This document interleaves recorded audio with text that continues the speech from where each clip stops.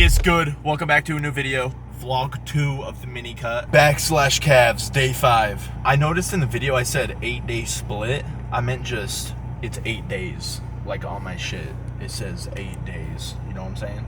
There's 8 days. I'm training 6 days. So it's 3 days on, 1 day off, 3 days on, 1 day off. I noticed pairing less muscle groups gave me less fatigue overall. Because when I was trying to hit a leg day with quads, ham, calf, I was fucking toasted after, and I wasn't able to do as many sets for quads and hamstrings and calves. Motherfucker talking shit. When I split up the hamstrings and quads, for instance, like I'll do a hamstring and calf day and a quad and calf day, and I'm able to hit way more effective sets of calves and hamstrings, and I'm able to mix it up with the exercises, because if I try to do too much on one day, I'm not going to feel as good for my sets. I'm going to be all worn out. I'm not gonna want to be in the gym too much. Y'all know, if you do actual sets to failure with leg press and Smith machine and hamstring curls, it's better to split it up. Then you get less fatigue and you're able to train more often. That makes sense? Mm-hmm. I mean, yeah.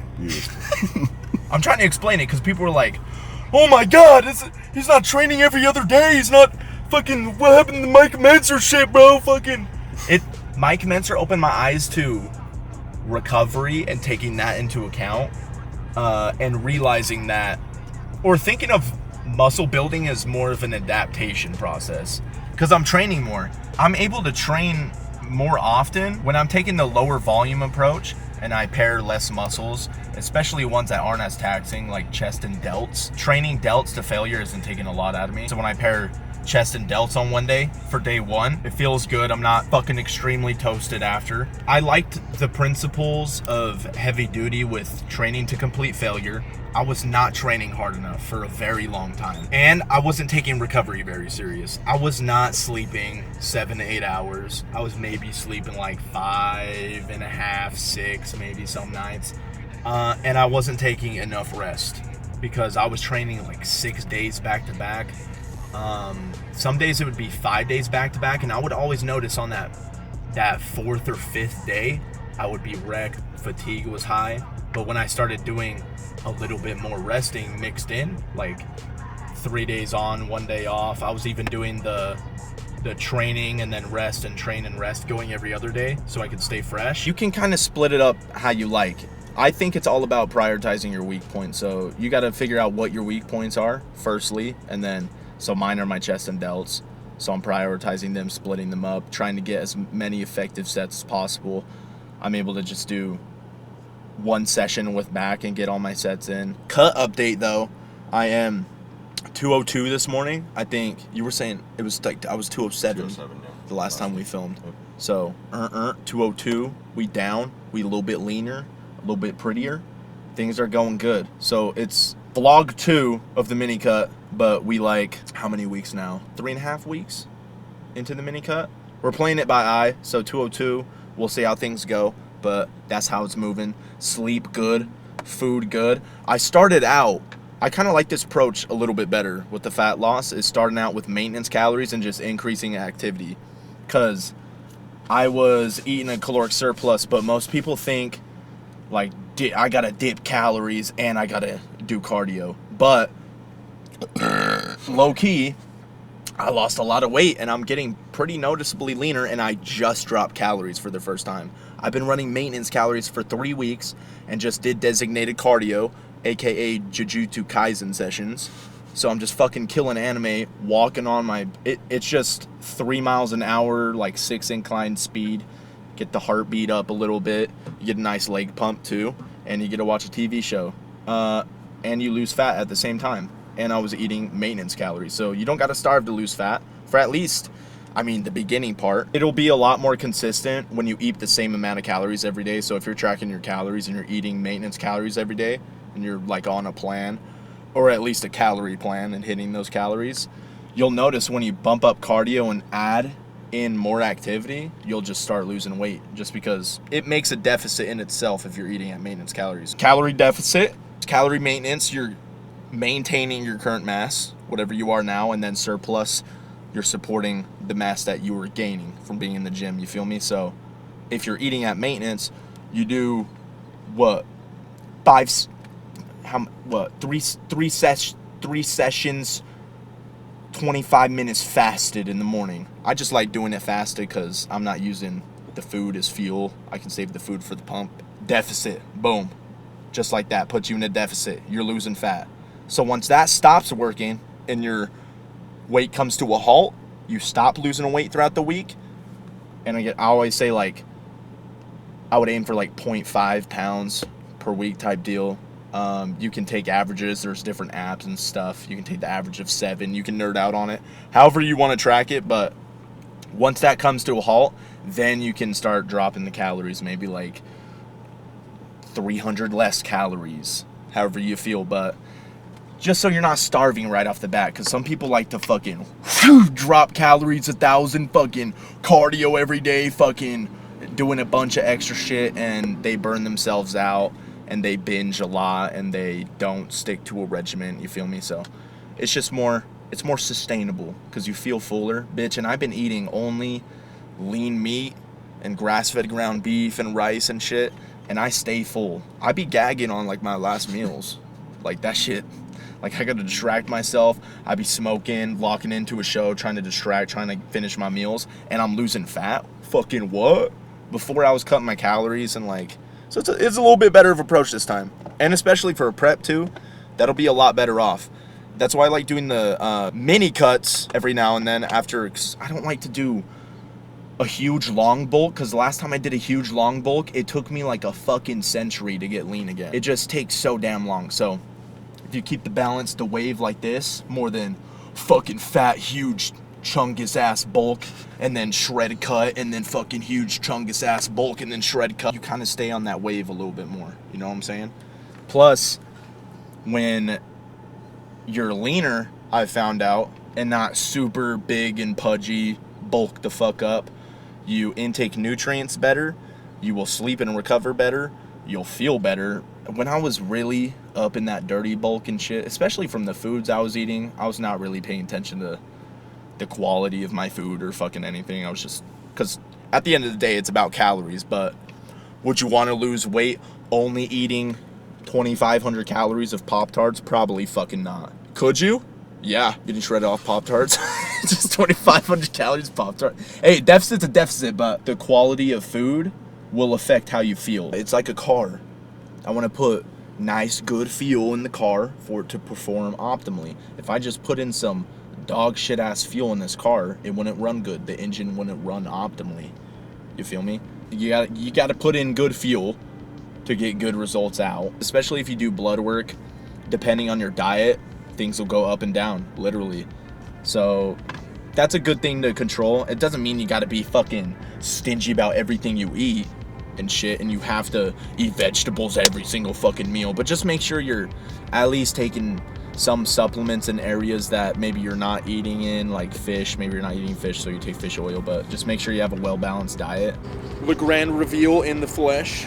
The bad boy's back. We got the wrap. It is still the stage 2 for my car nerds. They haven't come out with the stage 2 TCU, but they have the stage 2 ECU. So it's a stage 2 ECU plus the bolt-ons, like the intercooler, the downpipe, the exhaust, the whole. But I'm waiting on Unitronic specifically because not a lot of the other companies even have anything past stage 1 right now, I think, in the US. Correct me if I'm wrong and put me on if I'm wrong, because I've been looking and waiting. But I see motherfuckers in the EU whipping their stage 3 Golf Rs, and I'm like, bro, hook me up with what? Because I want to eventually aftermarket turbo this bitch. It's going to heat up. It's going to be a quick one. But we got it yellow. I think it was like, what's it called? Solar beam yellow or something. We got the monkey. Respect on the plate. Yup. But we will be getting car content. Trust. Getting blood in the bag. I like it better because then I can just hop into my first workout and do one warm-up set. Especially if I'm already deep in a program, I'm able to already know what kind of weight I'm going to be working with. So I can pick a warm-up set, do a warm-up set, then do my top set. And just get started. I'm not doing like a crazy amount of weight either. I'm not, especially with warm-ups, even warm-up sets, don't be exhausting your muscle because the top set is what matters, the going to failure. You want to be as strong as possible. You don't want anything taken away. Even that's why I say rest as long as you want in between sets. Don't be a lazy fuck and sit around like 10 minutes eating gummy bears and shit, but just wait until your cardio isn't going to restrict you from hitting failure. You feel me? If your fucking heart gives out before you hit 15 reps on your side laterals, like, that's probably not true failure. Just getting the blood in there, getting everything woken up, getting the oil in it. Bitches know I got the vendetta. Rolling up the letter, suicidal pen letters. Gone and roll the credit, swerving in a Chevy ready to land them hollow points. I'm coming for the fetty. I hate to disappoint you, slash me down in gray and black. Low out, riding in my grandma's Cadillac. Now we got pull downs. I'm gonna do 8 to 12 reps on this, 3-second eccentric. I'm just make sure I get that contraction. You don't have to pause. If that makes it more consistent for you, by all means, I just cover the contraction and then immediately start counting into that eccentric. Just make sure you get that full stretch at the top, really stretch out them lats. Boom right here, boom. Boom, pull that shit down. Touch your chest, boom, eccentric. If you do this, I mean, you can do a lot more weight and look really cool, but I don't know if my lats are doing too much work. Rain coming down, fucking mobbing through the mud. Snow camo block, winter like a flood. 3 a.m., windows down, trying to see what's up. Eyes glowing red, I'm trying to bathe in your blood. Cut you with the steel, fuck $100 bill. I'm just trying to bring some pain. That shit just stops going down. You can kind of feel when you actually get a contraction though. It starts ending up being like this though. If you want to get the partials, you can, but I feel like that's just going to give me more fatigue, and I'm not going to track those reps. I'm not doing as many partials and all that. I just make sure to get the full range of motion reps so I can track them, and then attempt an extra rep just in case, by all miracle, I get another one. Now, I just got a chest-supported row. I always have at least one chest-supported row. I'm going to do this T-bar one. It's just good to have that counter force. You can really get a good feel for it in your mid-back, rather than, I don't know, I didn't feel it as much with bent over rows and things that weren't chest supported. With this one too, this T-bar row at least, you're able to have the free range of the grip. This one, for some reason, it's like catfish. I'm only able to put like fucking 2 10s on each side and do like 10 reps with it. It's fucking crazy. You can get a real good deep stretch with it though. Let that shit hang at the bottom, that weighted stretch, and then get all the way up as much as you can. Just make sure you can fully retract your shoulder blades to get that good squeeze. Pretend there's a pencil in the middle of your back trying to squeeze it. Wake up and think how I'ma get the burden out the way. Your hoe so tame most the time, but she freaking for the steak. I might let walk up for you, cause today was not my day. Go make 5 6 for my bitch, then I'ma hit the hay. Wake up and think how I'ma get the burden out the way. Your hoe so tame most the time, but she freaking for the steak. I might let walk up for you, cause today was not my day. Go make 5 6 for my bitch, then I'ma hit the hay. What the deal with the touching? Logbook going up.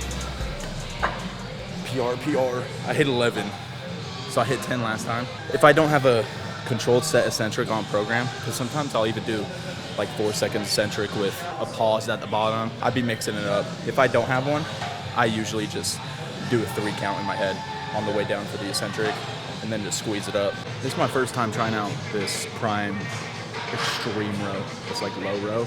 I'm gonna get into a position where kind of mimicking a bilateral low row in a sense. I like this one because it's parallel with my arms. I loaded the top end range and the end range. It feels good though. I like it. It's a low row.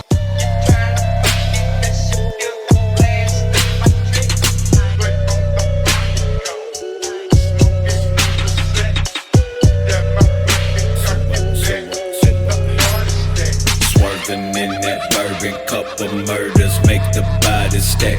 Got a problem, then kill me, fuck boy, you know it's simple as that.